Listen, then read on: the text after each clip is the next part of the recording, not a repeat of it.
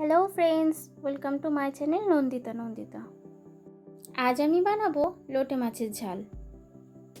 তার জন্য নিতে হবে লোটে মাছ। লোটে মাছটাকে কেটে হলুদ মাখিয়ে রেখে দেবো। তারপরে একটা প্যানের মধ্যে তেল দিলাম। তেল দেওয়ার পরে কালো জিরে দিচ্ছি।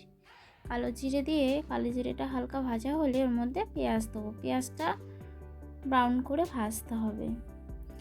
পেঁয়াজটা যখন ব্রাউন করে ভাজা হয়ে যাবে তখন ওর মধ্যে মশলা দেবো। তো মশলায় আমি অ্যাড করেছি আদা, রসুন, জিরে আর কাঁচা লঙ্কা। দেওয়ার পরে সামান্য জল দিতে হবে, দেওয়ার পর হলুদ দিতে হবে, ভালো করে মিক্স করে নিতে হবে। তারপরে হালকা ফ্রাই করে ওর মধ্যে নুন দিয়ে দিতে হবে। তারপরে মাছগুলো ওপর থেকে দিয়ে ভালো করে নেড়ে নিতে হবে, মিক্স করে নিতে হবে। মিক্স হয়ে গেলে ওর মধ্যে জল দিয়ে অল্প পরিমাণ জল দিতে হবে। জল দিয়ে ওইটাকে ফোটাতে হবে।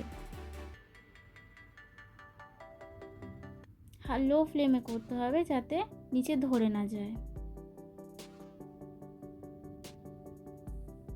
ঝোলটা আপনারা নিজেদের ইচ্ছা মতো রাখতে পারেন। তৈরি হয়ে গেছে লোটে মাছের ঝাল।